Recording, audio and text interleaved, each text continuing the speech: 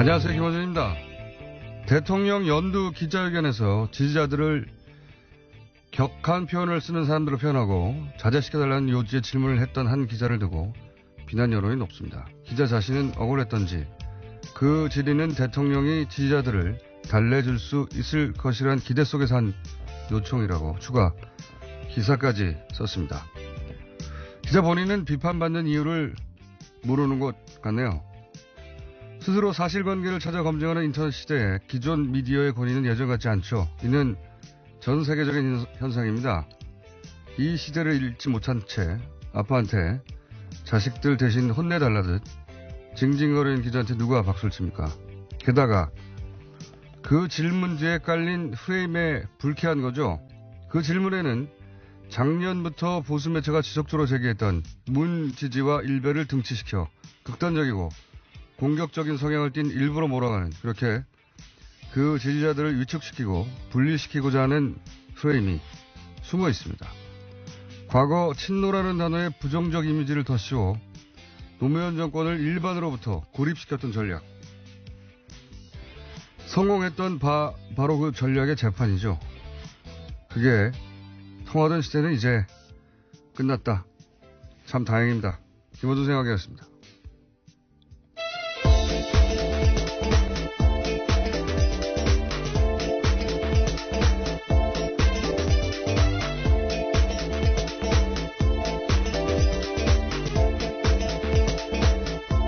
시사인의 김은지입니다. 자, 어제 다스뉴스가 아주 폭발적으로 그죠? 네, 나왔어요? 그렇습니다. 압수수색이 진행돼서요. 그와 뿐만이 아니라 여러 가지 뉴스들이 많이 나왔습니다. 자, 다스뉴스. 저도 어제 유난히 많이 나온다 싶었는데 몇 가지 읊어보죠. 네, 검찰이 다스 전직 임원들을 불러 조사했습니다. 그러니까 다스는 누구 겁니까? 라는 질문에 대해서 핵심 대답을 할 수 있는 사람들입니다. 140억 횡령 혐의로 조사 중인 서울중앙지검 첨단범죄수사 1부에서는요. 다스의 김성우 전 대표와 권승호 전 전무를 최근 소환 조사했다라고 밝혔습니다. 두 사람은 다스의 자금 결제 라인에 있던 인물입니다. 또 120억 원 횡령 사건을 수사 중인 서울 동부지검은요.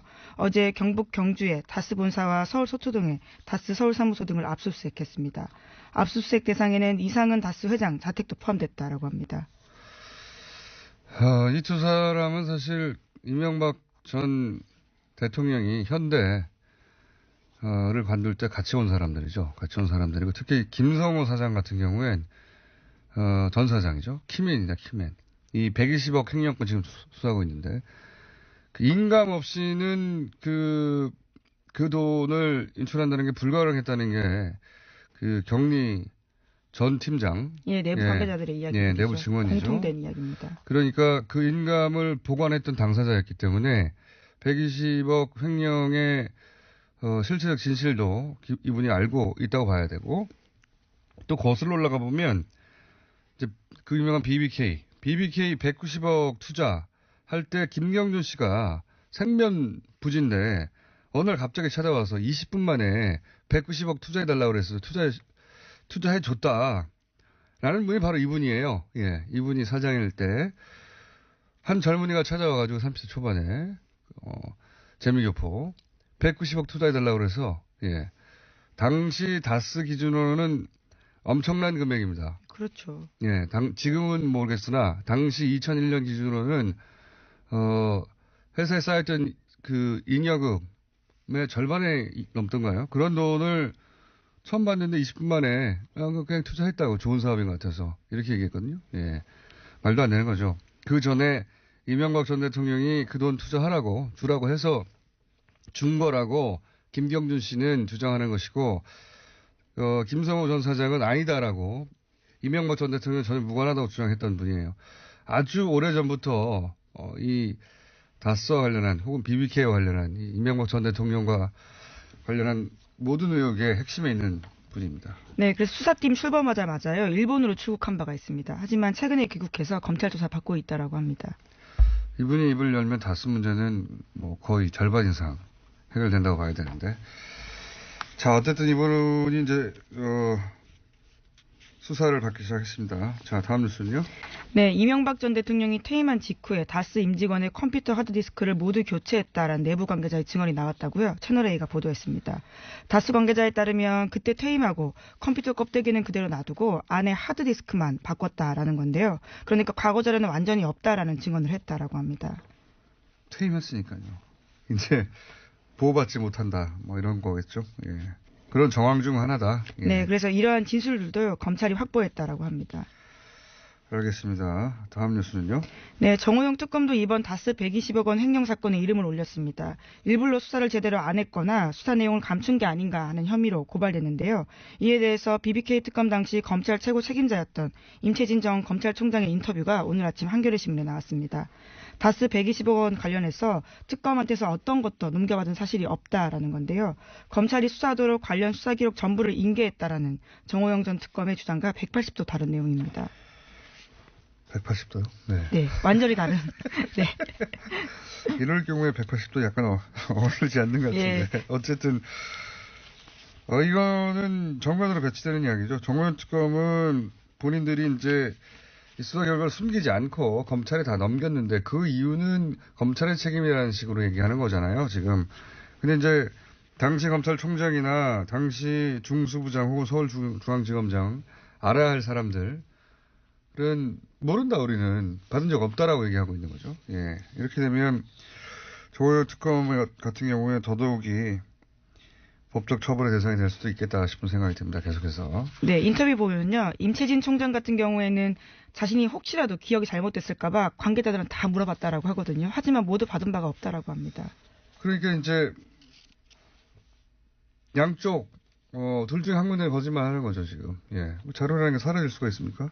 그러니까 범죄 대상을 알았으면은 뭐 입건을 하거나 이송 혹은 이송, 이첩, 수사 의뢰 예. 이런 것들을 해야 합니다.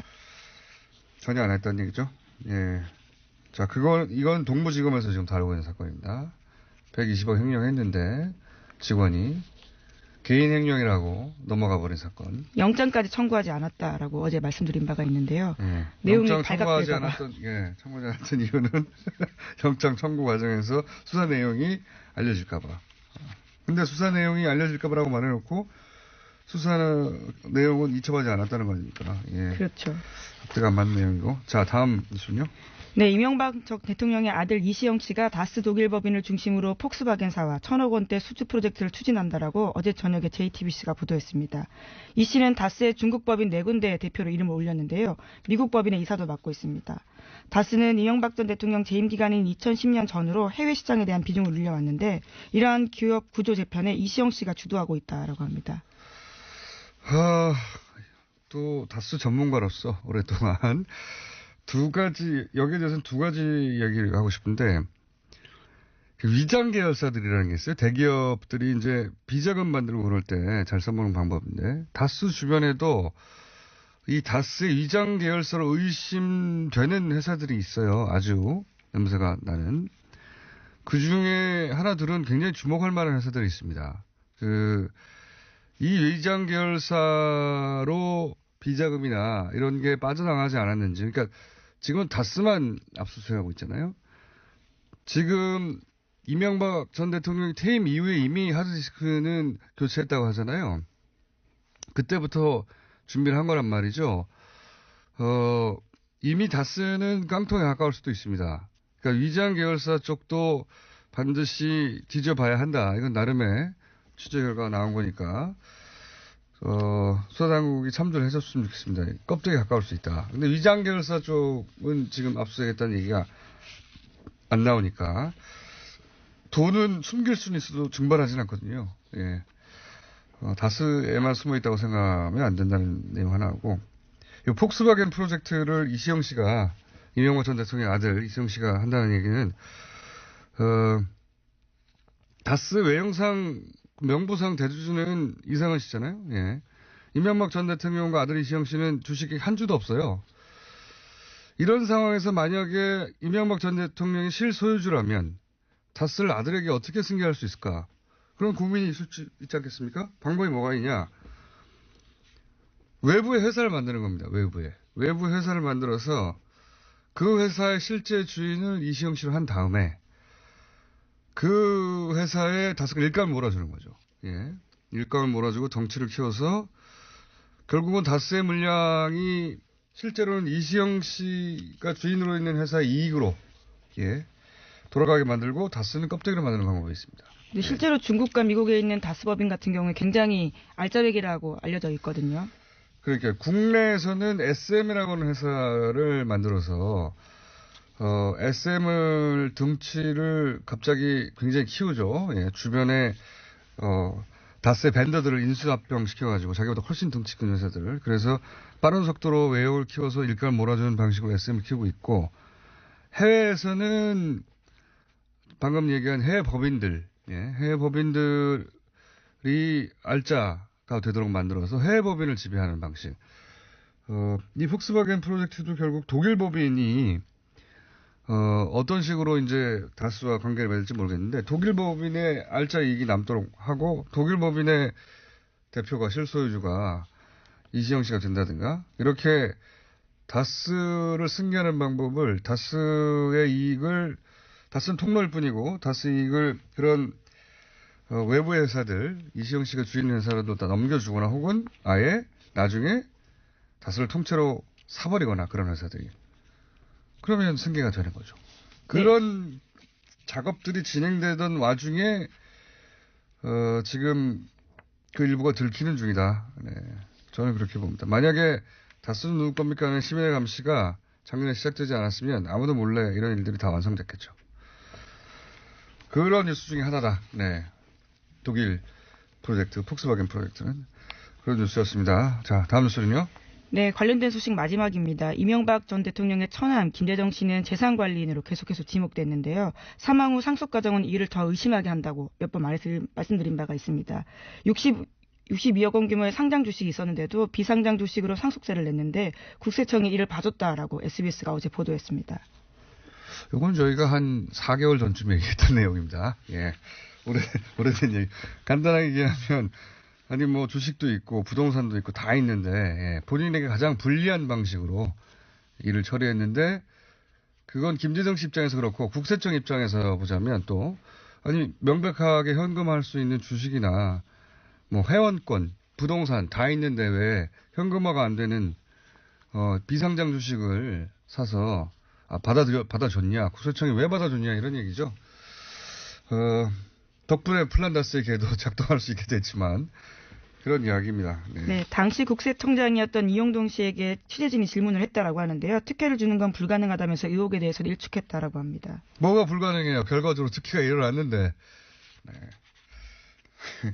자, 다음 순요. 네, 김태형 전 국방부 장관이 이명박 대통령과 상의해서 아랍에미리트 비밀 양해각서를 맺은 증거가 있다라는 주장이 나왔습니다. 정의당 김종대 의원이 밝힌 바인데요. 어제 TBS 장윤선의 이슈파이터에 출연해서 한 말입니다. 저는 이 뉴스가 왜 언론의 주목을 현재 수속 보도가 없더라고요. 받고 있지 못한지 이해할 수가 없는데 개인적으로는 현재까지 나온 UAE 관련 뉴스 중에 오늘의 주시입니다. 가장 중요한 뉴스 중에 하나다. 이게 이제 그 유사시의 자동 개입 조항이 포함됐다는 것은 그 주장은 김태형 장관의 고백으로 확인이 됐어요. 네, 자백을 한 거죠. 예. 남아있는 가장 중요한 포인트는 뭐냐면 과연 이 일을 이명박 전 대통령이 알았느냐. 물론 몰랐다는 건 전 말이 안 된다고 생각해요. 군대를 해외에 파병하는 문제를 군 통수권자가 결재하지 않았는데 국방장관 마음대로 타국과 사인을 해버렸다는 얘기잖아요. 네, 김태형 전 장관이 지금 그렇게 주장하고 있습니다. 그러니까요. 더구나 제가 주목하는 것은 김태형 장관이 굳이 자기가 그걸 혼자만 알았다고 인터뷰했다는 거예요. 저는 왜 혼자 독박을 쓰느냐. 법적으로는 그렇다고 해도 김태형 장관을 강력하게 처벌할 방법이 그다지 없다. 현재 공소시효가 지났다라는 지적이 나오고 있습니다. 그런 것도 있고 또 본인이 입을 닫으면 이대로 끝날 것이다. 이런 생각도 있는 것 같은데 여기에 대해서 김종대 의원이 아니다. 이명박 전 대통령이 알았다. 이 얘기를 하는 겁니다. 굉장히 중요한 포인트예요. 여기서 가장 중요한 게 그걸 입증해 줄 사람이잖아요. 그런데 이제 외교부 전직 직원이라고 표현을 했는데, 이분이 그러니까 결정적인 분이죠. 예. 자신에게 제보한 사람이다라는 건데요. 그러니까요. 본인이 번역을 했고, 영문으로 있던 걸 번역하는 과정에 그 내용을 알게 됐고, 이게 말이 되느냐고 했고, 그런데 그 내용은 이미 사인이 돼 있었다는 거잖아요. 예. 그리고 그게 바로 청와대 보고용이라고 했다는 거단 말이죠. 네, 당시 국방부 실무자가 그렇게 이야기했다고 합니다. 윗분의 뜻이다. 청와대 보고용이다라고요. 그런데 제가 왜 이 사안을 주목하냐면 두 가지 지점입니다. 하나는 이명박 전 대통령한테 바로 타격을 줄 수 있는 길목에 있는 증언이기도 하고 결정적인. 또 하나는 이명박 전 대통령으로 향하는 수사가 지금까지 막힌 지점들을 생각해 보세요. 생각해 보면 문제없이 수사받고 있던 그 변창흠 검사가 자살한다든가 국정원 정치호 변호사, 특히 정치호 변호사 같은 경우는 가족들이 지금도 자살이라고 생각하지 않고 있거든요. 굉장히 의문의 자살. 그리고 법원이 갑자기 말도 안 되는 이미 구속돼 있던 김관진 전 장관이나 임관빈 전 실장이나 아주 무리하게 누구도 납득할 수 없게 현재까지도 석방해버려요. 이미 구속된 사람을. 그리고 김태효 기획관은 영장을 기각해버리고요. 이런 상식적이지 않은 일련의 일들을 생각해보면 이명박 전 대통령으로 향하던 수사가 이런 일들로 결정적 맥이 끊겼거든요. 그래서 그 수사는 중지되어 있습니다, 지금. 아예. 그 연장선상에서 저는 이분도 걱정이 되는 거예요. 이명박 전 대통령으로 향하는 결정적 길목에 서 계신 분이다. 우린 몰랐는데 김정대 의원이 그걸 최초로 밝힘으로써 이명박 전 대통령도 그걸 알았다는 내용과 함께 그 알았다는 걸 이분이 입증할 수 있는 분이거든요. 저는 이분이 하루빨리 공개적으로 나와서 인터뷰를 해야 된다고 생각이 들고, 네. 주변에 나는 절대 자살 같은 거 생각하지 않는다고 이야기해야 한다고 저는 생각합니다. 예전엔 제가 이런 말 하면, 과민하다고 했었는데, 저는 지금 그렇게 생각하지 않거든요. 그때 그렇게 생각하지 않았고. 예. 굉장히 중요한 뉴스라고 저는 생각합니다. 이 뉴스가 TBS TV에서 브리핑에서 다루는 처음 특종인데, 저는 그래서 후속 보도가 많이 될 줄 알았는데 후속 보도가 전혀 없어서 굉장히 중요한 뉴스다. 그래서 김정대 의원을 오늘이라도 바로 인터뷰를 연속을 하려고 했더니 너무 바쁘셔가지고 다음 주 월요일 하기로 했는데 이 뉴스는 중요하고 그리고 이분이 매우 중요하다. 자, 꼭 건강하셔야 됩니다. 다음 뉴스는요? 네, 국방부가 어제 국군 기무사령부의 조직적인 감청 지시나 증거인멸 행위는 발견되지 않았다라고 발표했습니다. 앞서 군 기무사의 댓글조사 TF에 압수수색에 대해서 기무사가 감청을 통해서 사전에 이를 알았고 증거인멸 등 수사방해 행위가 있었다라는 의혹이 제기된 바가 있습니다. 이에 국방부가 지난달 20일에 기무사 감청 사건 조사팀을 구성해서 수사를 진행했고 이와 같은 결론을 내렸습니다. 군이 군을 조사해서 제대로 된 결과가 나온 적이 없는데 역시 마찬가지로 감청 의혹은 사실이 아니라고 결과가 났습니다. 이제 군의 특수성이란 말을 우리가 계속 하잖아요. 넘어가지고. 그렇게 군의 특수성을 인정해 주는 이유는 사실은 적과 상대하는 특수성 때문에 인정해 주는 건데 이거는 그 특수성 뒤에 숨어서 사실 국내 정치에 개입한 거잖아요. 특수성을 인정할 수 없는 사안이고 이건 저는 국방부의 별도 조사를 따로 전체 수사를 다시 해야 된다. 사이버 사령부. 국군 기무사의 사이버 사령부가 아니죠. 사이버 댓글. 네.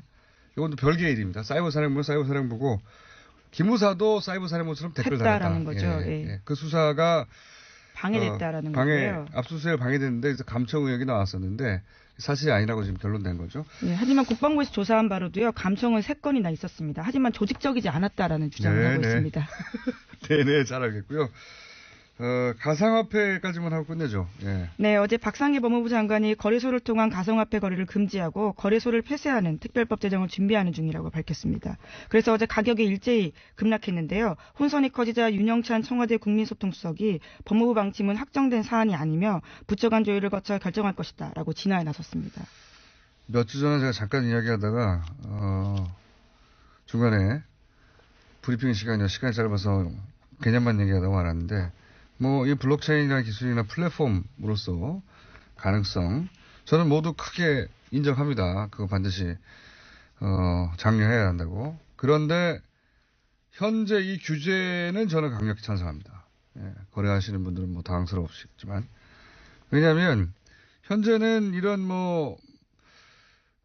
가능성 혹은 가치에 대한 투자가 아니거든요. 이건 다른 사람들이 큰 돈 버는데 나만 멍청하게 못 버는 거 아닌가?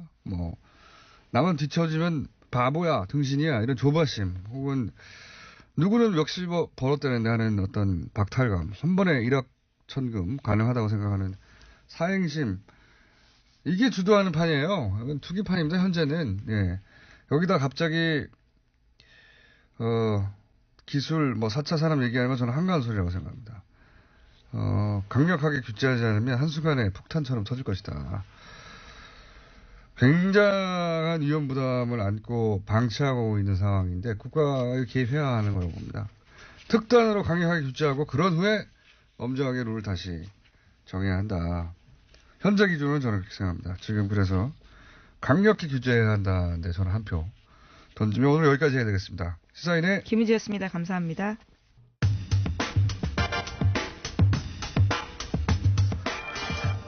다스 실소유주 규명을 위해서는 공정위가 나서야 한다 하는 주장이 나왔습니다. 정무위 소속의 더불어민주당 전해철 의원 연결해 보겠습니다. 안녕하세요, 의원님. 예, 안녕하십니까. 예. 오늘 출연하기로 하셨다가 독감 때문에 못 나오시려고요? 아유, 죄송합니다. 열감기 때문에 스튜디오로 못 가고요. 아니, 멀쩡하신 것 같은데. 김원준 씨도 감기, 죄송합니다. 그래. 김원준 씨도 감기 조심하십시오. 예, 목소리는 매우 멀쩡하신 것 같은데. 예. 엄살 아니에요? 자, 예. 자, 이 정무회 소속이신데. 그렇습니다. 다스 관련해서는 이 공정위가 나서야 한다는 이유가 뭡니까? 일단 다스의 실소유자가 누구냐, 네. 다스가 어떤 위법행위를 했냐는 거에 대해서는 현재 수사 중이지 않습니까? 예. 아니 이제 그와 별개로 다스를 그 회사를 승계하려고 하고 네네. 그 과정에서 공정거래법 위반 행위를 했다라는 이제 상당한 정황이 있어서 상당한 정황이요? 그렇다면 이제 공정거래위원회가 그런 부분을 확인해야 되지 않겠나라고 이제 말씀을 드릴 수가 있습니다. 좀 구체적으로 말씀해 주십시오. 어떻게 이시영, 지금 말씀은 그러니까 이시영 씨에게 회사를 승계하는 과정에, 부당한 거래가 있다는 것이 포착이 됐고, 그건 공정위가 확인해야 된다, 이런 말씀이신 것 같은데? 그렇습니다. 예. 일단, 금강이라는 회사가 있습니다. 2013년에 이제 이명박 대통령 천안 일가가 주인으로 이렇게 만든 회사인데요. 이건 다스하고는 특수관계죠. 이 관계가 있어서. 금강, 예. 근데, 그래서 금강이라는 회사 이름이거든요. 매출액 한 1,000억까지 올라갔던 회사입니다. 예. 그렇습니다. 이걸 이제 일감 몰아주기를 해가지고 4배 성장을 하죠. 네네. 그리고 나서 2015년에는 다시 SM이라는 회사를 설립합니다. 여기에 이제 이시영 씨가 아들이죠. 75%, 또 김진 내재죠. 네. 25% 지분을 가지고 있는 SM이라는 회사를 설립해서 이번에는 금강에 몰아주던 것을 SM으로 다 일감을 몰아줍니다. 네, 맞습니다. 일단 그래서 일감 몰아주기 이제 이게 하나 있고요. 예. 또 하나는 이제 SM이라는 회사가 다온이라는 회사를, 그러니까 SM이 약 40배 정도 큰 회사인데 그렇죠. 이 회사를 100만 원 헐값에 인수를 합니다. 네. 그리고 또 DMI라 해서 약 200억 원의 매출을 하고 있는 회사 역시 헐값으로 인수를 하는데 그렇죠. 이 두 가지 사안을 보면 첫 번째 경우에는 부당 지원 행위로 할 수 있고요. 공정거래법 23조에 해당할 수 있고 뒷부분에 대해서도 강제로 거래 또는 설비를 매각하게 하는 행위는 역시 공정거래법 23조 위반이 될 수가 있어서 이런 경우는 제가 볼 때는 공정위에서 나서서 과연 이 기업들의 위법행위가 있는지 등을 살펴보기 위해서 회계 자료라든지 이런 걸 조사해야 된다. 그래서 위법성을 확인해야 된다라고 생각합니다. 이게 이제 그러니까 대기업이 흔히 쓰는 수법들 아닙니까? 이런 게? 그렇습니다. 예. 뭐 현대나 혹은 다 SK나 다 과거에 이런 사례들이 적발된 경우가 있는데, 그죠? 예. 그렇습니다. 이제 글로비스 같은 경우가 대표적인데요. 그 이제 과징금을 받았죠. 그러니까 글로비스를 설립해서 현대 물량을 몰아주기 하는 경우, 이러면 이제 당연히 공정거래법의 과징금 대상이 돼서, 그러니까 그냥 SM 기업 가치를 이렇게 키우는 거라 하면 거기에 대해서 누가 뭐라고 할 수가 없겠죠. 그런데 계열회사나 특수관계인 회사가 유리한 조건에 거래하게 여러 가지를 만든다면 그것은 이제 부당 지원행위가 될 수 있다. 그리고 이 과정에서 승계 작업까지도 하고 있지 않느냐라고 이제 판단을. 그 과정 자체가 승계가 목적인 거죠, 사실은. 그렇게 제가 확정을 하기는 어렵습니다만은. 그렇게 의심된다. 대체적으로 이런 일을 하는 이유가 승계 작업을 하기 위해서 하고 있기 때문에 그게 상당 부분 그럴 개연성이 있다라고 생각이 듭니다. 저도 그렇게 생각이 들고요. 특히 금강 같은 경우에는 이거 혹시 위장 계열사 아닐까? 예, 그런 의혹도 좀 있습니다. 그렇습니다. 예. 그래서 요 사안은 공정위가 나서면 사실은 실체를 파악할 수 있고, 그리고 이미 과거 재벌들에 대해서 징계를 했던 정확한 기준들이 있으니까 그 기준으로 징계를 하라, 과징금 대상이 된다, 이런 말씀이신 거군요. 그렇습니다. 일단 그 위법행위를 회계자료 등을 확인해서 조사를 해야 된다라고 저는 생각합니다. 의원님? 예. 제가 다 알던 얘기인데. 예. 알겠습니다. 근데 이제 직접 공정위가 나서야 한다고 주장하신 건 처음이신데 사실은 그러니까, 이 질문으로 인터뷰 섭외를 한 것은 믿기고요. 예. 양정철 비서관이 귀국한다고 하는데 공직을 안 맡는다고 해요. 친하시게 여쭤봅니다만. 앞으로도 안 맡을까요? 실제로 저희들이 이제 지난 5월에 정부 초기 이제 구성될 때는, 저희들이 내각이나 청와대는 좀 안 들어가는 게 좋지 않겠냐라고 이제 뜻을 모았습니다. 그래서 이후의 과정에 대해서는 각자의 판단과 결정이 중요합니다만은 저는, 개인적으로 양정철 전 비서관에 대해서 끝까지 그렇게 어떤 일을 안 할 필요는 없다. 안 할 필요는 없는데, 본인 의사는 어떠세요? 본인 의사는? 인터뷰를 안 하니까 현재까지는, 현재까지는, 공직을 맡을 생각 또는 선출직에 나갈 생각이 현재까지는 없는 것 같습니다. 양정철 비서관은 그렇게 없다고 이렇게 뒤로 물러서 계시는데 본인은 경기도지사 나간다고. 예, 저는 이제 선출직으로 또 현역 의원이고요. 그래서 아까 말씀드린 대로 이제 각자 여건과 처지에 맞는 일을 하는 것도 필요하다고. 문재인 대통령과 의논해 보셨습니까? 흔히 다 삼철이라고 거론되는데. 일일이 다 의논하는 거는 뭐 적절하지 않은데요. 말씀을 드렸고 특별한 반대가 없어서 일단 경선 본선을 준비할 생각입니다. 특별한 반대가 없었다는 건 그래 적극적으로 해봐 이런 말도 없었다는 얘기죠? 아니 이게 한다고 그러는데 어떻게 본인이 정치인이 한다고 하니까 마지못해 그냥 가만히 계신 거 아닙니까 혹시? 사실 이런 부분에 대해서 저희들이 판단하고 결정하는 것을 대통령께 부담을 드리는 것은 맞지 않지 않겠습니까? 다만 이제 대통령께 현재 이런 상황이고, 이런 처지, 이런 조건에서 제가 이제 합니다. 이렇게 이제 말씀을 드렸던 거죠.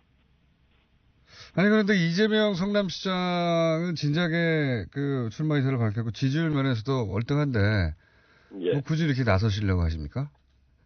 일단 이제 현재 지지도는 인지도와 같은, 그렇게 양상을 보이기 때문에요. 저는 본격적인 경선과 본선으로 가면, 현재 지도 차이가 굉장히 많이 이렇게 좁혀질 수가 있다고 생각을 더 벌어질 수도 있잖아요.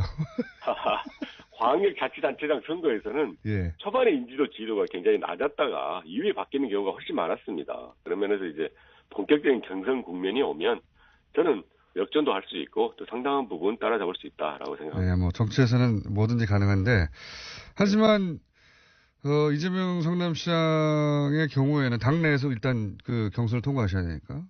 경우에는 그렇죠. 지지율도 앞섰고, 지난, 대선 경선에서 나와서 인지도도 앞서고, 그리고 토론이라든가 실력도 사실은 부족하지 않은 것 같은데, 굳이, 내가 하는 게 낫겠다고 생각하신 결정적 이유가 있습니까? 물론, 따로 한번 모시겠습니다만, 저희가 숙제에 모셨으면 더 꼰질리게 여쭤봤겠지만, 전화로 하니까. 그때 말씀드린 제가 1년 반 전에 이제 최고위원 그리고 경기도당위원장을 했습니다. 그래서 이제 각 지역을 돌아가면서 정책도 보고 또 대선 준비를 했었는데 그 과정에서 경기도에 제대로 된 정책이 없다.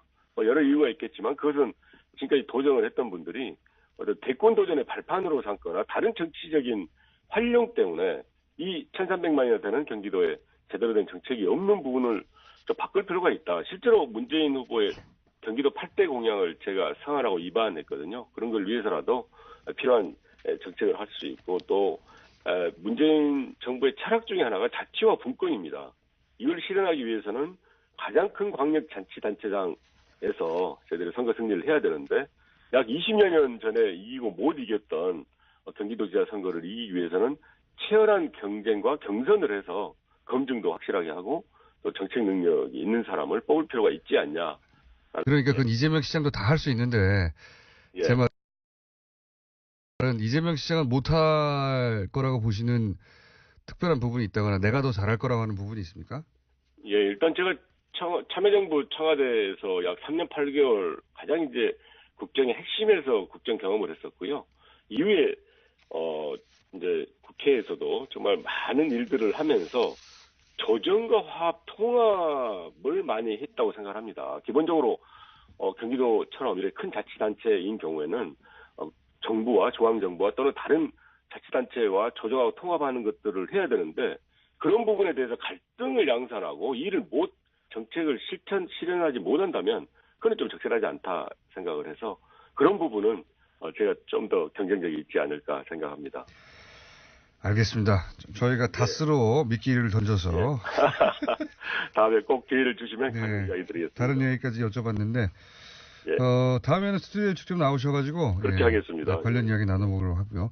공정위가 피감 기관이니까 공정위에다가 요청을 좀 해주셨으면 좋겠네요. 이 과습 예. 오늘 이제 이렇게 공개적으로 공정위가 좀 나서서 회계 자료 등을 조사하고 위법 사실을 확인해야 된다. 이렇게 이제 말씀을 하셨기 때문에 그런 부분에 대해서 저는 특별한 사유가 없으면 공정위가 아마 조사를 하지 않을까라고 생각을 합니다. 알겠습니다. 오늘 말씀 감사합니다. 예, 감사합니다. 네, 지금까지 민주당의 전해철 의원이었습니다.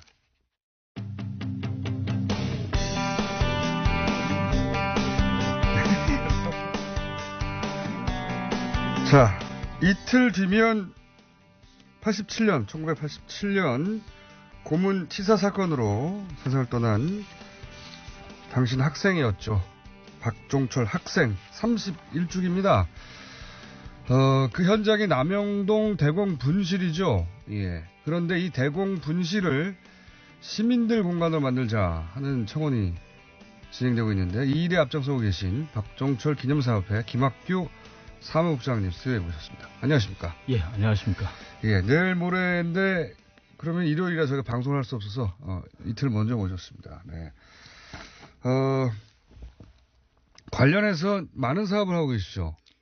예, 최근에 아주 바쁩니다. 그죠. 더군다나 1987이라는 영화가 예상치 못하게, 이 1987의 기억을 확 끌어당겼어요. 그죠? 예. 저는 예상을 했었는데. 아, 그렇습니까? 예. 영화도 대단히 완성도 있게 나왔다고 하고. 예. 몰입도가 대단하더라고요. 예. 그 감독님이 훌륭한 분이죠. 예. 예. 장준환 감독. 예. 대단한 영화를 만들었어요, 그동안. 빛을 잘 못 보시다가. 예, 그렇다고 하더라고요. 예. 이번에 빵 터졌습니다. 예, 천재적인 감독, 이렇게 평가는 받는다고 하는데. 20년째 천재 소리가 드디어, 진짜, 큰 영화를 만들었는데, 자, 이 남영동 대군 분실이 현재는 어떻게 되어 있는 겁니까? 예, 지금은 이제 경찰청 인권센터가 들어서 있는데요. 네. 2005년까지는 여기가 대공분실이었고요. 2005년 하반기에 이제 홍제동으로 이제 대공분실 기능을 옮겨갔고요. 지금 이제 경찰청 인권센터가 들어서 있습니다.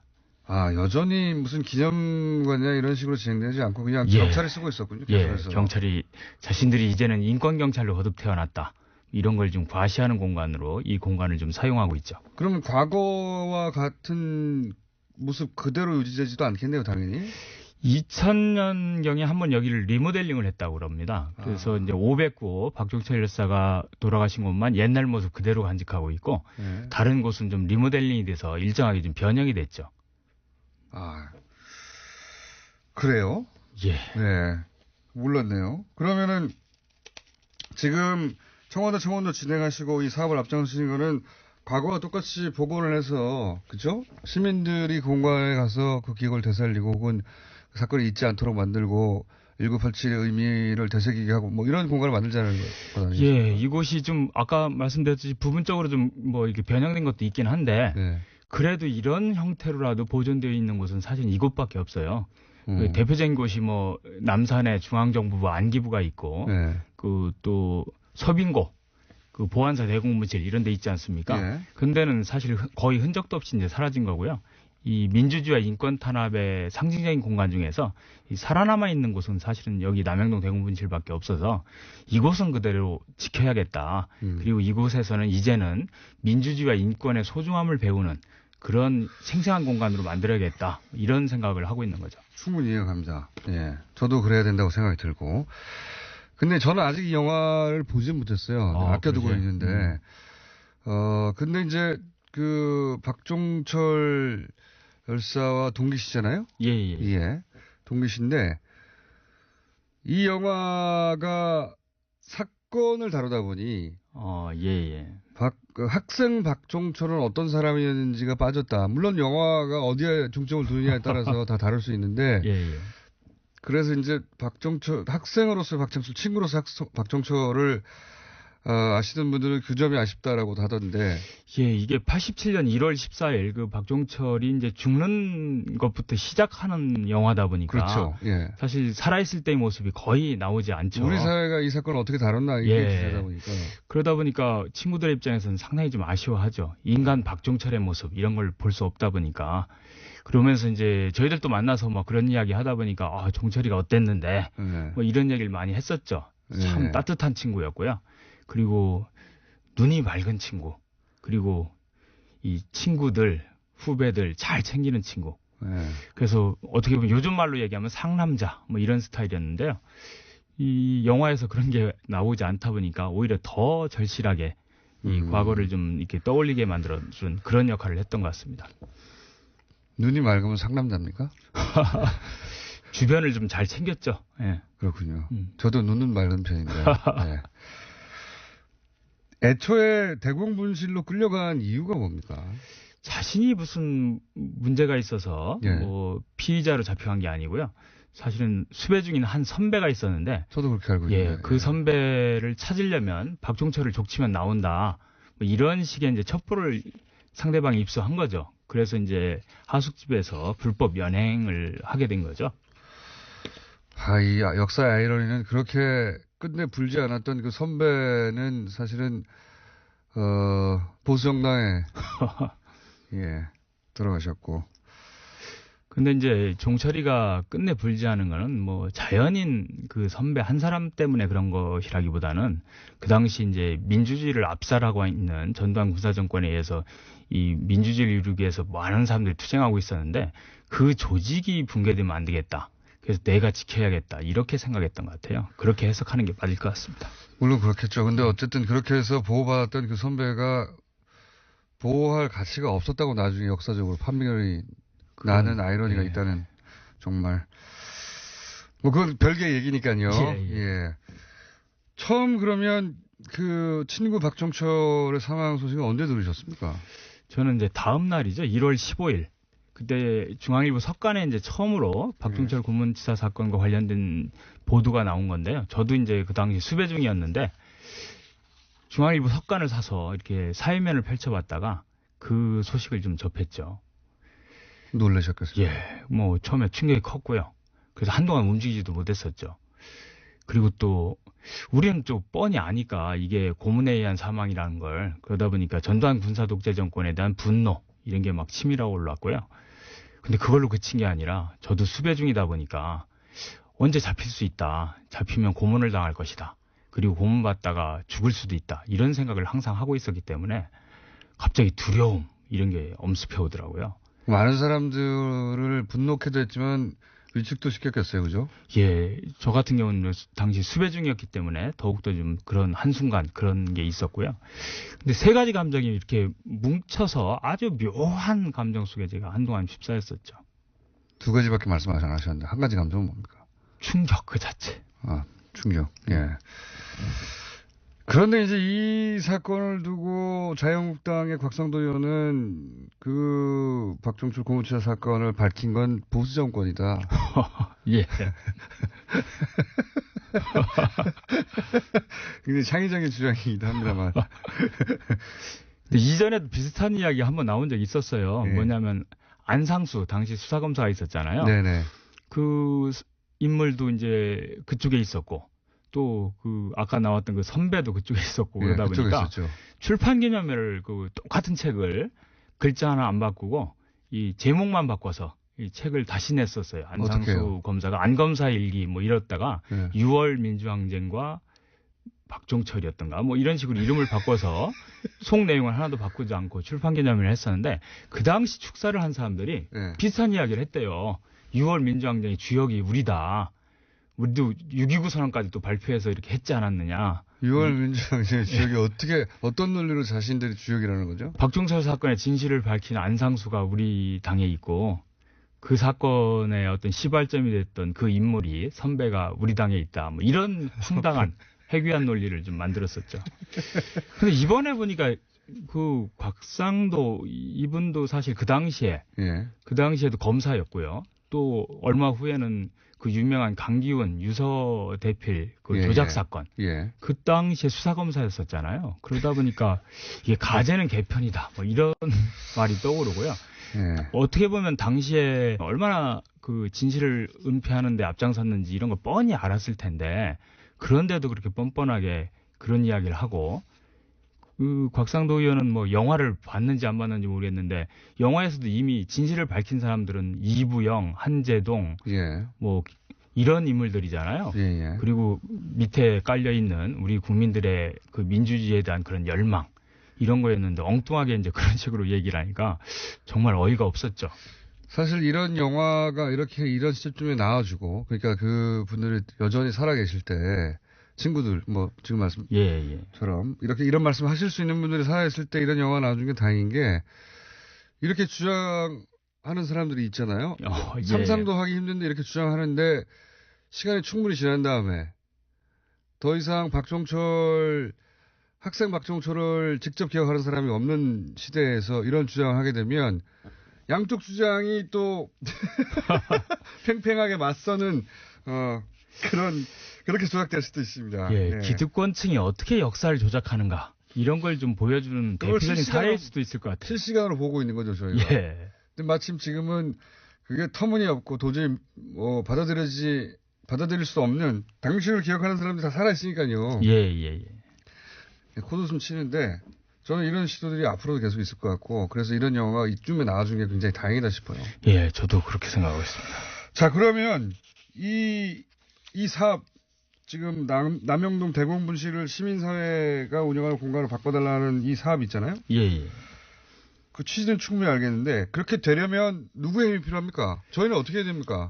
시민들의 힘이 필요하고요. 어떻게 해야 되죠, 시민들? 저희들이 지금 청와대 지금 국민청원을 하고 있는데요.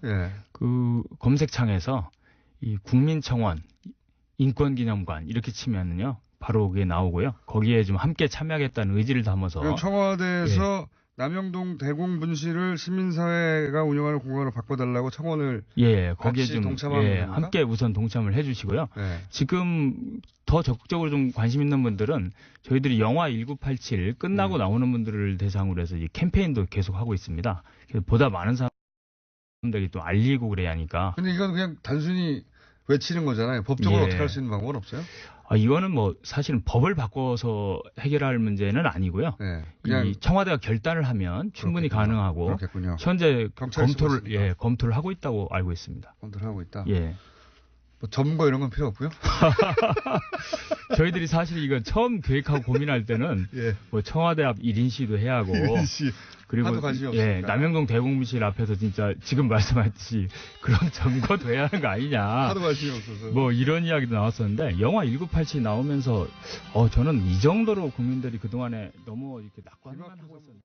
전국에 핵까지는 안 되고 핵 주변 거의 핵 가까이 계신 자 다스와 관련해서 항상 주목받고 계신 분입니다. 요즘은.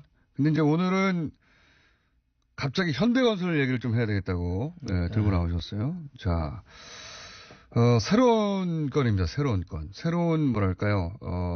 시각을 우리한테 던져주는 사안인데 자 왜 현대건설에 주목하셨습니까?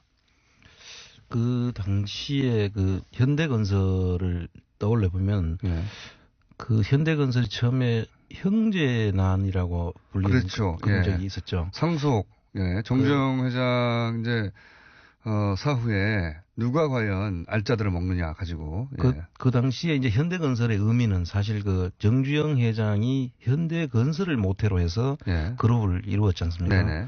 그래서 그 현대건설이 형제들 중에 누가 그 현대건설을 가져가느냐. 이것이 현대건설의 적통자가 되는. 그렇죠. 현대를 상징하는 것이 바로 현대건설이었으니까요. 그렇죠. 그리고 개동에 있는 그 사옥. 거기 현대건설이 있는 위치인데 그 사옥을 누가 가지느냐. 이것이 현대건설 정주영 회장의 유지를 받들고 적장자가 되는 그 흐름이 있었지 않습니까? 그런 상징적인 역할을 했던 회사죠. 근데 그때 현대건설이 이제 매각을 하려고 하는 때였거든요. 이명박 전 대통령 시절에. 그런 현대건설이 이제 그 어려워지면서 그 정책금융공사에서 자금이 들어가고 해서 이게 그 공적 기업으로 이제 바뀌었었는데 그거를 이제 민간으로 돌려줘야 되는 시점이 10년도였죠. 이게 좀 오래된 사안이라 잠시 정리를 다시 한번 하자면 현대건설은 현대에 있어서 굉장히 상징적인 모태가 되는 회사였는데 어려움에 처했다가 다시 이제 매각을 하는 그래서 현대 그룹 계열사 중에 누가 현대건설을 가져가느냐 이게 이제 한참 화제가 됐던 시점입니다. 그렇습니다. 화제가 됐던 시점이고 그때는 이명박 전 대통령이 대통령이었던 시절이고 요 얘기 앞서서 한 가지만 더 덧붙이자면 그 현대건설 개동 사옥에 대해서 이명박 전 대통령이 서울시장일 때 특혜를 줘서 개동 사옥이 아니고 저 현대자동차. 그건 자동차군요. 그렇습니다. 특혜를 줘서 그 다스의 매출이 그때 급등했다. 그렇습니다. 그런 의혹이 있다. 그러니까 현대 특혜 서울시장으로서 그 사무실을 열도록 만들어주고 불가능했던 사안이었는데 그리고 그 특혜를 받아서 다스가 매출이 급등했던 거 아니었나 이런 의혹이 제기된 적이 있습니다. 그런데 이제 이어서 이번엔 대통령이 된 이후에 현대건설 건입니다. 그래서 이제 그 당시에 대통령이 되고 난 뒤에도 이제 다스의 매출이 급증을 하지 않습니까? 얼마나 급증합니까? 그 당시에 이제 다스 대통령 퇴임 이후와 퇴임 전에 그 급증 비율을 보니까 우선 매출이 다스가 대통령 재임 시절에 18%씩 이렇게 늘어났고요. 매년. 엄청 성장해요. 그리고 퇴임을 한 다음부터는 이제 7% 정도로 이제 확 떨어지죠. 대통령 재임 시절에 어쨌든 그 이전 혹은 그 이후에 비해서 2배 이상 성장했다 계속해서. 그렇습니다. 그래서 했을 때는 뭐가 있지 않겠냐라는 의심을 하는 거죠. 그런 의구심을 갖고 이제 사안을 바라보다가 현대건설 매각 과정이 눈에 들어오신 거군요. 그렇습니다.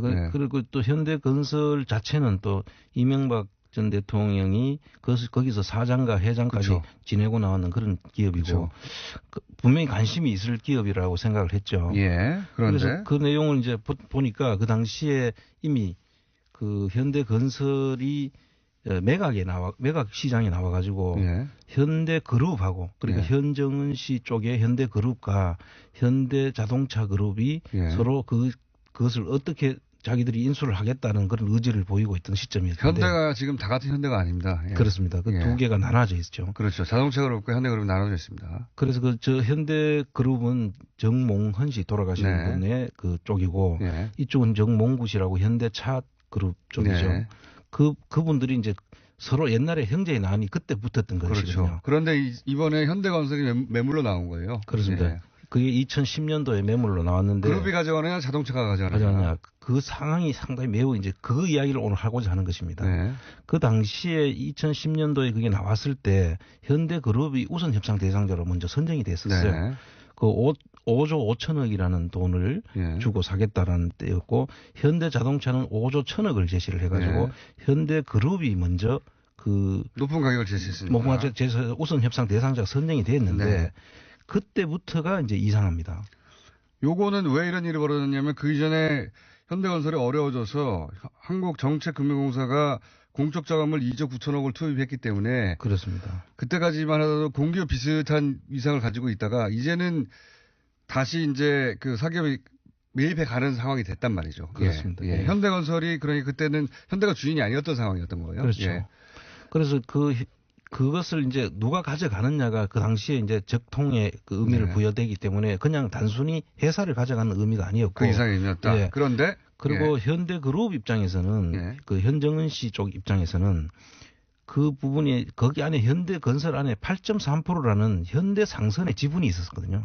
그 현대그룹은 현대상선이 주기업이었기 때문에 그 집의 경영권 문제가 걸려있는 심각한 상황이었기 때문에 거기서 어떻든 자기들이 그 기업을 사야 되는 그런 입장이었죠. 그래서 5조 5천억이라는 그 거금을 이제 투자를 해서 사게 되는데 이때부터 시작해서 사려고 하는데 우선 협상 대상자가 됐으니까요. 예, 사려고 하는데 그래서 그래서 우선 협상 대상자가 됐는데 이 부분을 그 당시에 친이계 쪽이라고 볼 수 있는 국회의원들이 나서서 이 현대 상황을 뒤집습니다. 현대그룹이 이걸 살 수 있는 능력이 되느냐? 그 자금 원천이 해외에서 돈이 들어온다는데 그걸 조사를 해야 된다. 국정조사를. 그런 이야기 하면서 여러 사람들이 그때부터 포문을 엽니다. 국회에서. 그러니까 현대그룹이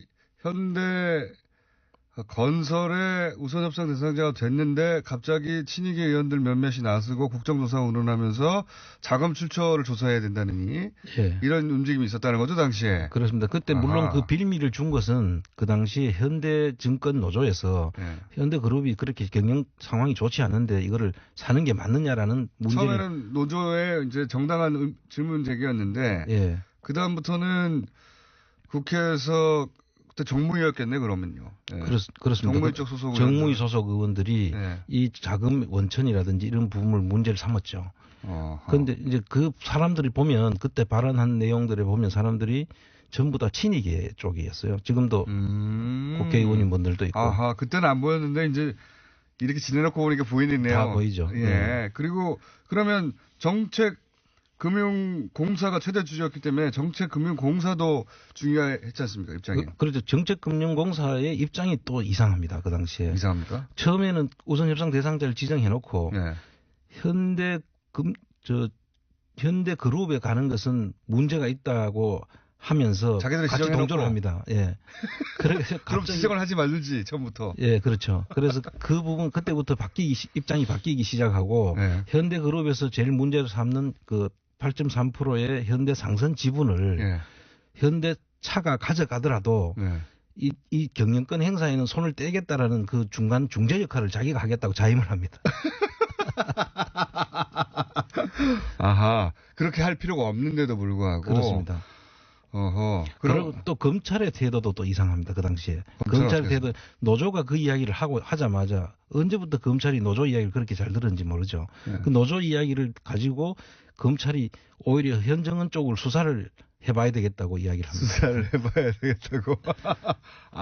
그렇군요. 이 전방위적으로 금감원하고 그 정책금융공사, 검찰, 국회 전방위적으로 동원이 돼서 그 당시에 그럼 우선협상 대상에서 해지가 됩니까? 그래서 우선협상 대상자를 폐기하고 해지를 하고 다시 현대차와 MOU 같은 것도 체결했을 거 아니에요?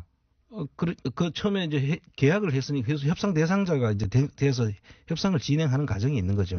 그럼 우선 협상 대상자한테 우선권을 주는 게 원칙이죠. 그렇죠. 그리고 돈도 여기서 많이 썼는데 나중에 결과적으로 현대그룹에서 4,100억 정도 낮은 금액으로 오히려 현대차에다 주거든요. 오히려 낮은 금액으로. 그럼 공적 자금을 회수해야 되는 한 4천억에 되는 돈을 공적 자금으로 회수도 못하면서까지 이쪽으로 밀어주는 거죠. 재밌네요. 공적 자금 4천억을 손에 보면서까지 현대자동차로 가게 되었다. 그렇습니다. 그런 다음에 무슨 일이 벌어졌습니까 또? 그런 다음에 이제 이 현대 자동차로 넘어간 다음에 그때가 원정건설이 2009년도에 UAE 원정건설 지금 요즘 한참 문제가 되고 있는 그 원정건설에 현대차가 시공사로 참여를 합니다. 현대차가 현대건설을 먹고 이게 먹은 후입니까? 먹기 전입니까? 이제 먹고 난 다음이 2009년도에 이 UAE하고는 왔다 갔다 하면서 이미 그 계약을 체결하기로 돼 있었지 않습니까? 그런데 시공 계약은 예. 2011년도에 이루어지는데 현대건설로 넘어간 다음에 시공사로 넘어가죠. 그러면 현대건설은 이미 원전을 지을 수 있는 어떤 노하우와 자격을 가지고 있었고. 그렇죠. 그 당시 현대건설은 현대엔지니어링이라고 해서 예. 현대건설의 이제 자회사 격인데 거기 현대 원전건설 면허나 이런 것들이 다 면허를 가지고 있죠. 현대자동차 입장에서는 UAE 원전 건설에 참여하기 위해서도 꼭 필요했겠군요. 그렇습니다. 뭐 물론 그 명분상으로는 적통의 의미도 있었고 실질적으로 또 앞으로 원전 건설이라든지 이런 데 참여하기 위해서는 그 현대 건설이 필요했기도 했고. 그리고 나서 실제 인수하죠. 아니 뭡니까? 수주하죠. 예, 수주가 돼 가지고 그 당시에 되는데 이 원전 건설에 대해서도 지금 저희들이 지금 좀 지켜봐야 될 부분들이 이 당시에 이 원전은 한수원이 원래 원전 소관이죠. 그렇죠. 그런데 유일하게 해외에다가 원전을 건설하게 하는 것은 한전이 하게 돼 있었어요. 그 중에 그 업무를 떼가지고. 그 부분만. 네. 그래서 원전 수출 부분은 한전이 관리하도록 돼 있었어요. 예. 근데 그때 한전 사장이 누구냐 하면 현대건설 출신 김중겸 씨라는 분이 한전 사장으로 와 있었던 것이죠. 연결고리가 착착 맞네요. 예. 그래서 그러면은 결국 지금 의혹을 가지고 가신 대목은 이런 거네요. 그러면 결국 현대차가 우선 협상 대상자였던 현대그룹으로부터 현대건설을 뺏는 과정에서는 그 친이계 국회의원들이라든가 정책금융공사라든가 혹은 검찰까지 동원돼 가지고 압박을 해서 의혹입니다. 뺏었다는 의혹. 뺏고 그리고 나서 현대자동차는 현대건설을 품에 안고 UAE 원전을 수주하고 그런데 이제 검찰이라든가 의원들이라든가 공사가 이렇게 움직였을 때 청와대가 힘을 뒤에서 쓴 거 아니겠는가 하는 의혹을 가지고 계신다면 그렇습니다. 그러면 대가가 있어야 되잖아요. 대가가. 그래서 이제 그 대가 부분을 지금 이제 저희들이 다 썰어보시는군요. 그 이후로 실제 다스의 매출이 급증했습니까? 그래서 지금 그 이후 대통령 재임 기간 중에 그 매출이 늘어나는 게 18%씩 이렇게 늘어났다 그랬지 않습니까? 그리고 그만두고 난 다음에 이제 7%로 이제 떨어지죠. 다시 떨어졌고. 그래서 이런 부분들이 그 예사롭지 않다. 예사롭지 않네요. 사실 제가 2011년에 그 자동차 면허 간소화 나왔을 때. 그렇죠. 이거는 7년 전입니다. 이거는 다스 매출과 관련이 있을 것이다. 라고 세계 최초로 제가 주장했습니다. 세계 최초로. 이것은 자동차 면허가 간소화돼서 이득을 볼 사람은 세상에 교통사고도 늘어나죠. 실제로. 늘어났습니다. 늘어나죠. 실제로 이득을 볼 사람, 학원도 안 좋아요. 수입이 줄어듭니다. 그러면. 이 모든 관계자 중에 이득을 본 사람은 아무도 없는데 이득을 볼 곳을 굳이 찾자면 자동차 회사. 면허를 쉽게 발급하니까 면허를 발급하면 차를 살 수 있잖아요. 네, 그렇습니다. 차가 많이 팔리면 차 안에 들어간 시트도 많이 팔리잖아요. 그래서 이것은 대통령이 실소유주로 의심받는 다스 매출과 관련이 있을 것이다. 라고 예언한 적이 있습니다. 그런데 이게 과연 기관의 수사를 통해서 밝혀지긴 참 어려운 사안이다. 정책이니까. 정책이죠. 하지만 이 사안은 연결고리가 뭐랄까요. 뇌물죄가 되는 거 아닙니까? 이렇게 되면. 이제 포괄적 대통령의 뇌물죄. 포괄적 뇌물죄. 만약에 대통령의 또는 뭐 제3자 뇌물 또는 직접 자기 거라면 직접 뇌물 뭐 그렇게까지도 연결이 될 수 있는 부분이라고 봅니다. 지금 최순실 박근혜 게이트에서 결국은 그 포괄적 뇌물죄 재벌과의 주고받는 관계 속에 그때는 소위 이제 재단으로 받았다면 이거는 만약에 이명박 대통령 전 대통령이 다스의 실소유주라면 그냥 자기 회사로 받은 거잖아요. 그래서 혜택을. 이 연결고리가 완성되면 전혀 다른 검찰에서 새로운 하나의 또 일을 생각을 해봐야 될 부분이다까지 수사 대상이네요. 아주 새로운 수사 대상 영역이 하나 탄생했네요. 예. 다스가 이명박 전 대통령 재임 기간에 매출이 폭증한 건 사실이고, 네. 예. 왜 이런 폭증이 있었는가? 의혹을 살필 때 현대 자동차와의 관계를 봐야 한다. 네. 이런 말씀이신 거죠. 네. 그런데 그 중에 이런 사건 같은 경우에 굉장히 의심스러운 사건이다. 네. 자, 또 있습니까? 아닙니다. 뭐 이거는 네. 다음 시간에 하죠. 이게 왜냐하면 이야기하면 아까 그 전해철 의원이 건강 이야기를 하는데 네. 이제 사실 그 역사적인 뿌리가 깊거든요. 건강은. 네, 위장 계열사 의혹을 제가 잠깐 그냥 위장 계열사 정도가 아니고 네. 거기에 이제 김재정 씨 처 건영미 씨가 지분을 64% 그 지금 가지고 있죠. 아들이 10% 그래서 네. 전부 합하면 74% 지분을 가지고 있는데 이 부분이 이제 옛날에 그 세강공업이라고 지금 한양시럽이라고 있지 않습니까? 네. 그 사건하고 아주 맞닿아 있는 부분인데 이건 조금 네, 좀 복잡한 사건입니다. 좀 이야기 재미있으면서 복잡하면서 현실적인 이야기이기 때문에 다음 주에 우리가 여하간 이제 그 소위 말해서 금강 혹은 뭐 위장 계열사 이런 단어들을 사용했는데 간단하게 얘기하면 이건 다음 주에 다루겠지만 네. 회사를 하나 세워가지고 글로 그 비자금을 빼내거나 그렇죠. 예. 한 게 아닌가 의혹이 되는 대상이 되는 회사가 대표적인 게 있습니다. 근데 이 회사에 대해서는 다음 주에 다루기로 하고 오늘은 새로운 그 포인트를 제공하셨어요. 그러니까 현대와 다스와의 관계, 현대 자동차와 다스와의 관계, 그리고 대통령 재임 시절에 현대 자동차 쪽에 특혜를 준 것이 없는가, 그리고 그 특혜가 다스의 매출로 이어지지는 않았는가 하는 연결고리를 봐야 한다. 그렇습니다. 근데 그 굉장히 중요한 포인트입니다. 예, 그 현대 건설 매각이라는 것은 그 당시에도 엄청난 큰 사건이었는데 그냥 형제들의 난으로 그냥 그 정도 수준에서 그냥 이해하고 넘어갔는데 거기에 대통령의 이해가 거기에 결부되어 있지 않느냐. 예, 그러니까 지금 그 당시에 국회, 그다음에 검찰, 건강원, 이거 뭐 이게 굉장히 합리적인 지적입니다. 네.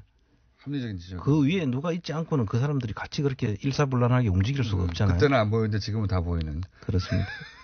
새로운 의혹의 제기였고요. 자, 그건 그렇고 다스 주식 지난주에 여러 가지 우려. 그러니까 향후 이 가격이 더 떨어질 수도 있고 그게 2월 중순이나 말쯤에 나온다고 하는 거죠, 지금? 그렇습니다. 네.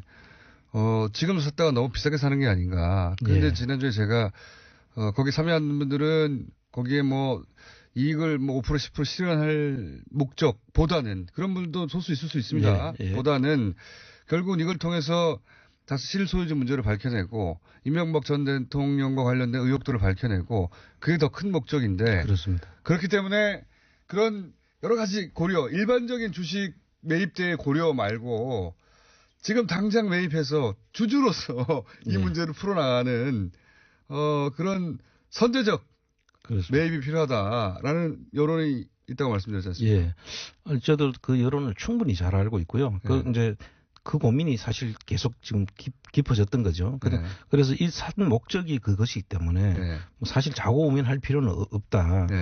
그런데 이제 지금 최근에 이제 보도 내용을 보면 투자 자금을 회수한다든지 다스의 투자 자금을 회수한다든지 은행들이 압박한다든지 은행들이 아예 지금 거래를 끊고 자금을 전부 다 회수를 하려고 한다. 종편이 특정 보도 단독 보도한 겁니다. 그래서 그러니까 요거는 뉴스를 못 본 분들 위해 잠깐 정리하면 종편 쪽에서 이제 채널A였던가요? 그 단독으로 나온 건데 시중은행들이 다스와 거래은행들이 자금 회수 압박이 있다든가 뭐 대출했던 곳에서 그렇게 다스를 어렵게 만들고 있다는 식의 보도예요. 보도인데 저는 그 뉴스를 보자마자 그런 생각을 했습니다.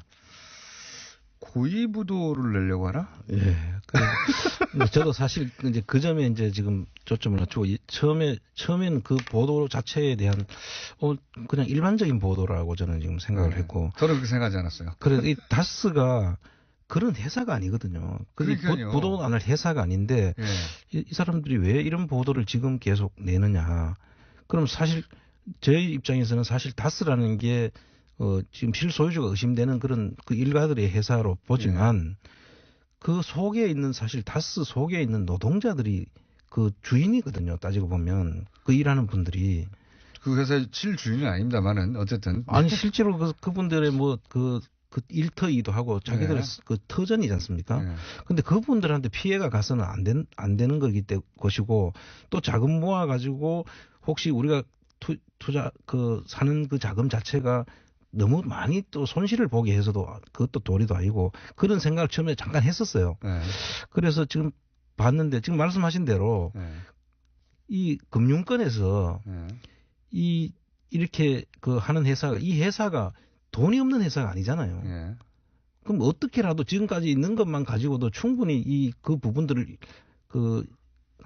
해 나갈 수 있는 회사인데 왜 회사가 어려워진다는 뉘앙스에 고위부도 이야기 뭐 이런 이야기로 다스 회사가 굉장히 어려워진다는 뉘앙스의 보도예요. 한마디로 말해서 금융권에서 압박해서 저는 그런 뉴스를 보자마자 무슨 생각이 들었냐면 이거 피해자 코스프레를 하라고 그러는가? 그렇죠. 그러니까 갑자기 이제 1차 부도를 냅니다. 예? 그 어음이 돌아간 걸 막지 않으면 부도가 나는 거죠, 무조건. 네. 어음의 액수와 상관없이 못 막으면 부도가 나는 거예요. 근데 어음이 돌아오는데 안 막았어요. 못 막은 게 아니라. 그러고 나서 멀쩡한 회사를 말이죠. 정권이 보복해서 망가뜨렸다고. 그렇게 지금 뒤로 넘어지려고 지금 페인트 모션을 하고 있나? 라는 생각을 저는 했습니다. 예. 왜냐면은 설마 같은 게 없다라고 생각해야 되고요. 그리고 요런 반격을 해야 하는데 제일 좋은 반격이 뭐냐? 정권이 보복을 해서 멀쩡하던 회사가 이제 망하게 생겼다. 이거 봐라. 이 멀쩡한 회사를 왜 이렇게 괴롭히냐라고 하는 게 괜찮지 않겠냐는 시나리오 중에 하나 들어갔을 법하거든요. 그래서 더더욱 이걸 사야 되겠다.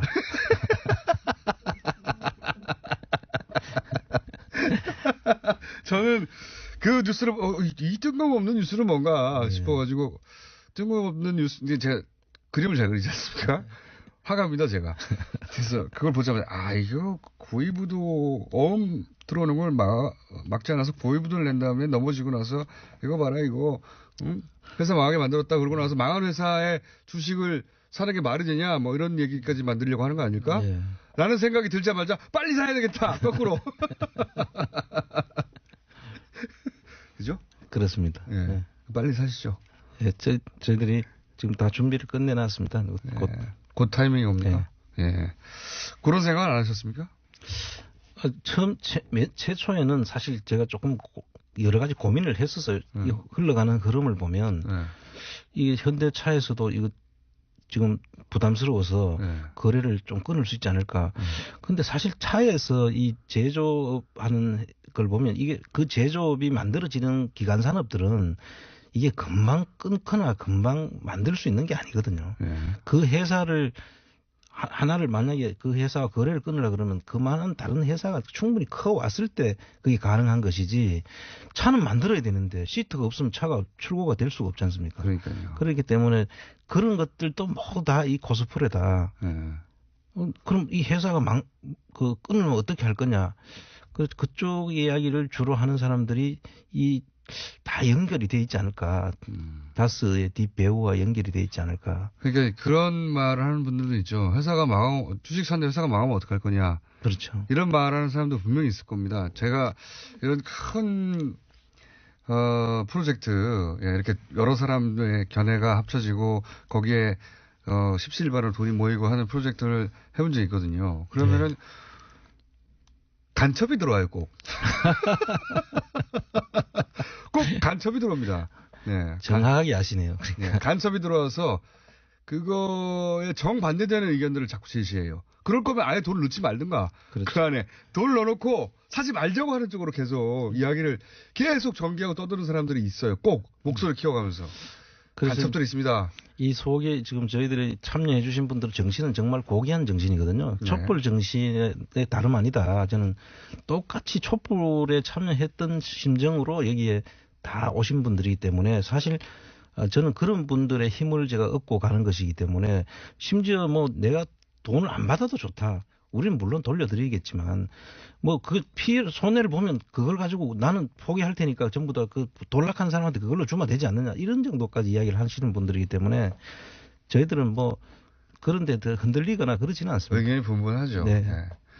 의견이 분분할 텐데 그냥 원래 애초 계획을 세웠던 대로 가시고 그렇습니다. 그 과정을 법적으로 변호사님과 함께 아주 클리어하게만 하시면 그렇습니다. 됩니다. 네. 그리고 특히 좀 액수가 큰 분들한테는 따로 컨펌을 받으시고 그렇죠. 네. 네. 이게 손해가 있을 수도 있다. 하지만 취지가 이러하니 우리는 구매하려고 한다. 그리고 나서 앞으로는 주주로 방송을 하시죠. 다수 주주로서 이런 요구 저런 요구를 할 수 지금까지는 주주가 아닌 회사하고 상관없으니까. 근데 구입하고 나면 주주잖아요. 주주로서 주장하는 거죠. 그다음부터는. 그리고 그 뒤에 그 엑시트 플랜도 저희들이 네. 다 지금 수립을 하고 있고요. 네. 그 모든 것까지 제가 보기보다는 상당히 주도 면밀합니다. 그러니까요. 이게 물산 장려 운동, 국채보상 운동 이후로 처음으로 해보는 대규모 사람들이 참여한 운동이기 때문에 돈과 관련해서는 저는 혹여라도 손실을 좀 볼까봐 주춤하기보다는 감수하고 네. 애초의 뜻대로 진행하는 것이 맞지 않겠는가. 그리고 이제 다만 큰 금액을 참여하신 분들도 있으니까 그분들이나 또는 뭐 여러분들에게 이메일이나 여러 가지 방식으로 컨펌도 받고 뭐 그래서 진행을 빨리 하시는 게 맞습니다. 이 사실들이 사실 이 상대방이 있는 게임이다 보니까 저희들이 그 내용을 일일이 이렇게 다 말씀 못 드리는 점은 우리 그 참여하신 분들도 좀 이해를 해주시고 좀 기다려 주시면 좋겠다. 그런 당부 말씀. 세부 논의를 하고 계시다고 하고 조만간 아마 액션에 들어가실 것 같고 또 한 가지 오늘 얘기했던 것은 피해자 코스프레를 할 수도 있기 때문에 그거 미리 알고 계시고 그리고 아주 중요한 문제 제기를 하셨습니다. 다스가 매출이 급등했는데 대통령 재임 기간 그건 명백한 사실인데 그 기간 동안 현대 자동차와 권력 간의 어떤 주고받는 거래 혹은 결탁을 의심해 봐야 한다. 이런 문제 제기죠. 아마 많은 언론사에서 아마 지금 착수를 했던 걸로 알고 있습니다. 그런 부분들에 대한 지금까지 그런 보도가 없었는데 청장님이 처음으로 문제 제기를 하셨고 이 사안에 대해서도 취재가 필요하고 수사도 필요하다. 하는 문제 제기였습니다. 자, 아마 조만간 다스 주주로 다시 출연하지 않을까 생각합니다. 안원구 전 대구지방국세청장이었습니다. 감사합니다. 네, 감사합니다. 자, 불친절한 AS. 가상화폐 특집을 해달라고 하는 문자가 오늘 굉장히 많이 왔네요. 정부의 초강경 대응, 법무부 주도의 초강경 대응에 대해서 사실은 청와대가 아직 확정된 건 아니라고 한 발 물러서긴 했는데, 정부 대응이 과연 옳은 것인지, 비트코인의 정체는 무엇인지, 잘 모르고 투자에 뛰어드는 사람도 굉장히 많은데, 이런 문자 많이 왔습니다. 저희가 한번 다루겠습니다. 저 개인적으로는, 말씀드렸다시피, 기술의 뛰어남 혹은 플랫폼으로서 가능성, 제가 이래봬도 또 IT 출신입니다. IT 회사라고 할 수 있습니다. 그런 기술과 플랫폼의 가능성은 충분하지만, 그 가치는 충분하지만, 지금 현재 투기판인 건 확실하다. 그래서, 저는 현재 정부 대응 기조가 옳다고 생각합니다. 하지만 그렇게 생각하지 않는 분들도 있을 테니까 저희가 특집으로 한번 마련해 보겠습니다. 다음 주에. 안원구 청장님 천둥 번개가 그립습니다. 요즘은 너무 말씀을 잘하셔가지고 천둥 번개 칠 틈이 없어요. 가끔씩 한번 틀어달라는데 한번 들려드릴게요. 이렇게 딱 말을 하면 저희 제작진이 딱 천둥 번개 한번 쳐줘야 되거든요. 뭐 하고 있으니까 안 치는 거예요. 저희 책임 PD 멍청하다고 문자 좀 많이 보내주세요. 그리고 시드니에서 항상 이 해외에서 보내시는 문자 혹은 카톡 많습니다. 시드니에서 1월 내내 축제를 하기 때문에 하와이 대신에 시드니로 보내주세요, 사장님. 이런 문자. 저희한테 보내지 마시고 사장님한테 보내주십시오. 그리고 앱으로도 참여 가능합니다. 예, TBS 앱. 거기에 올라온 문자 중에 현재 경찰이 운영하고 있는 옛 남영동 대공분실을 시민사회가 운영하는 인권기념관으로 바꿔주십시오라는 청원의 청원 현재 5,000명밖에 안 되는데, 그리고 19일밖에 안 남았으니까 오늘 방송 들으신 분들 중에 공감하시는 분들은 많이 참여해 주십시오. 자, 여기까지 하겠습니다.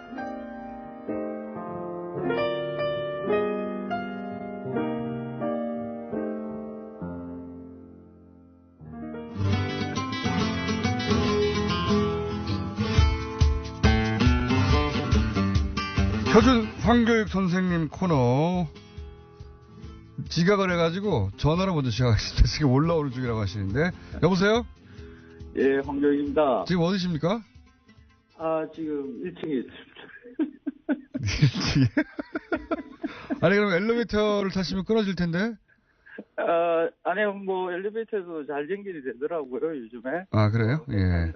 예. 자, 오늘 주제는 뭡니까? 예. 전화를 하다가 전화를 하면서 들어오세요, 스튜디오 자연스럽게. 오늘 주제는, 예. 지난주에, 사장님하고 뭐 신년회 하자고 아침에 감자탕을 먹다가, 예. 대언론사의 교통방송의 사장님이 일종의 가짜뉴스에 노출돼 있더라고요. 감자탕에 대해서 TBS 사장님 잘못 알고 계시던가요? 예. 예. 그래서 이거 좀 바로 잡아야 되겠다. 감자탕 유래 뭐 이런 거요? 예, 그렇죠. 이 감자탕이라는 이것을 많은 사람들이 감자뼈라는 게 있다라고. 네. 그래서 감자탕이라는 그런 이름이 붙었다라는 것을 이야기를 해요. 그냥 감자가 들어가서 감자탕 아닙니까? 맞습니다. 근데, 사장님도 그렇게 알고 계시더라고. 감자뼈가 있어서. 그래서 그 이야기가 번진 게 한 12년 됐어요. 누군가가 처음 시작했겠죠. 예. 그렇죠. 한 방송사에서 시장에 가서 보니까, 감자뼈라는 게 팔더라. 그래서 우리는 그때까지는 감자가 들어가서 감자탕이라고, 그렇게 알고 있었는데, 감자뼈라는 게 있다라고 방송에서 한번 다뤘어요. 그 방송의 시초군요. 네. 그러고 난 다음에, 감자뼈라는 것을 알고 있어야만이, 감자탕에 대해서 제대로 아는 사람이다라는 그런 것이 쭉 번지고 계속해서 그 방송명 뭐 여러 인쇄물에서 잘못된 내용들이 계속 반복해서 알려졌습니다. 이게 잘못된 거군요. 실제로는 어떻습니까? 그냥 감자가 들어가서 감자탕이죠. 고구마 감자 할 때 그 감자가 들어가서 그냥 감자탕이 된 건데.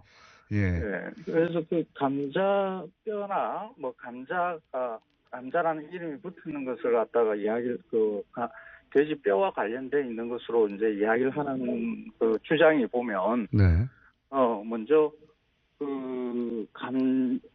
돼지 등뼈의 가운데 있는 그 무엇이 감자라는 뭐 이런 것이다. 근데 그 등골이거든요. 그런데 선생님, 1층이면 벌써 올라오셔야 되는 시간인데요. 이제야 보이는데. 지금 들어와요. 네. 그래서 지금 걸어오고 계십니다. 예. 얼른 들어오십시오. 예. 죄송합니다. 이 라디오가 이런 식으로 하면 되는데.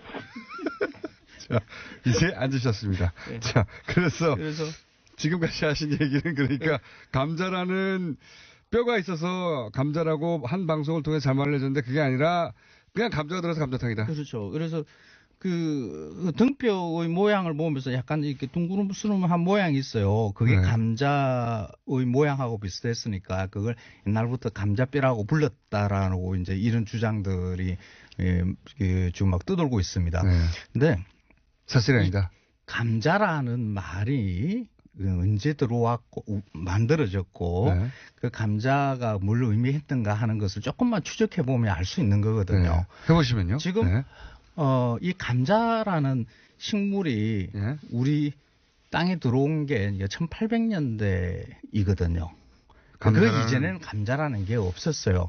남미 작물이고 그게 유럽을 통해서 이제 한 바퀴 지구 한 바퀴를 돌아서 이제 우리한테 들어오는 게 1800년대 들어와요. 그래서 이걸 감자라고 부르지 않았어요. 그전에는요? 마령서라고 했었죠. 그 말의 그 방울 같이 생긴 뭐 어떤 것이다라고 해서 마령서라고 불렀어요. 이 작물은 그렇죠. 마령서라고 불렀다. 네. 처음엔. 1800년대에 감자라는 말이 또 등장을 하긴 하는데 고구마를 뜻했어요. 아, 고구마를 감자라고 불렀습니까? 그렇죠. 그 김동인의 소설 감자 있죠. 모릅니다. 모릅니까? 옛날 국어 교과서에도 실려 있는 건데. 얼핏 생각도 나는 것 같기도 합니다. 예. 그 감자 1920년대 작품이거든요. 예. 그 감자는 감자가 아니라 고구마예요. 아, 실제 의미하는 고구마. 예, 고구마. 옛날에는 고구마를 감자라도 부르기도 했구나. 그렇죠. 예. 그 만약에 그 예전부터 그런 뼈를 감자뼈라고 불렀다 그러면 그 모양이 그 돼지 뼈의 모양이 고구마 같아야 감자뼈라는 말이 이렇게 붙을 수가 있는 거죠. 그렇구나. 굉장히 예리한 지적이었습니다. 예전에는 고구마를 감자라고 했기 때문에 그 모양이 고구마 같았어야 하는 거다. 그렇죠. 동글동글한 게 아니라. 그렇죠. 뭐 길쭉한 모양의 이런 모양이어야 감자뼈라는 이름이 예리한 붙을 수가 지적인데요. 있는 이 거죠. 지적은 선생님 말고는 한 적이 없습니까? 없죠. 네. 이걸 그래서 마령서라는 이름은 그 1970년대까지만 하더라도 이게 거의 식물명으로 공식 명칭처럼 이렇게 쓰였었어요. 네. 그러다가 지금 고구마라 부르고 그러니까 감자라는 이름을 버리고 이 지금의 감자에다 감자를 붙이기 시작하는 게 1970년대. 아, 그래요? 얼마 안 됐어요. 감자를 감자라 부르는 것이 그렇게 오래 안 된 겁니까?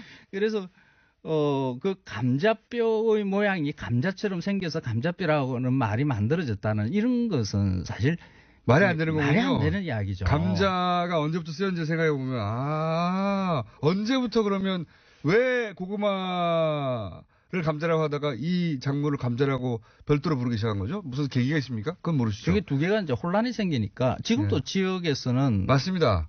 고구마를 감자라고 부르는 데가 많아요. 네, 나이 드신 어른분들 중에 고구마를 감자라고 하는 분들 있어요. 많아요. 그래서 근데 왜 이렇게 그 감자탕에 그 감자가 이렇게 들어가게 됐는가 하면 이것도 이제 1970년대의 상황이거든요.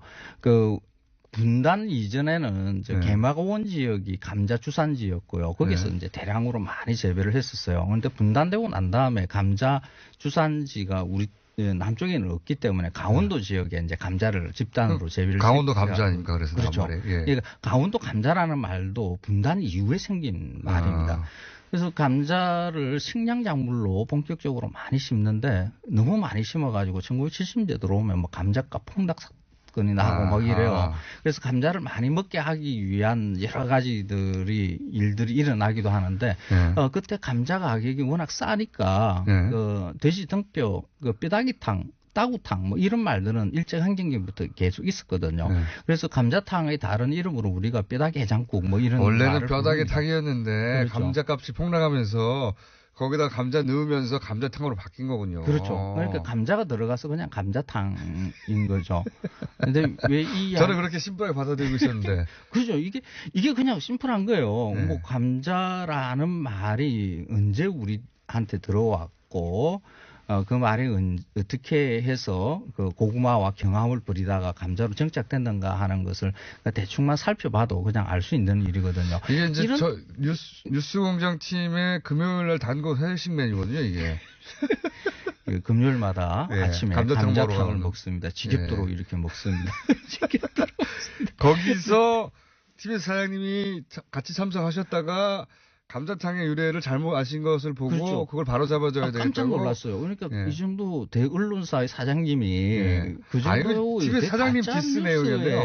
그렇게 노출돼 있는가 사실 많이 놀랐거든요. 그래서 이걸 바로 잡으려고. 그리고 이런 끝났습니다. 잘못된 정보가 선생님이었습니다. 많이 흘러요. 이런 것은 전문가한테 다음 주에 뵙겠습니다. 안녕. 다음에는 저한테 꼭 여쭈고.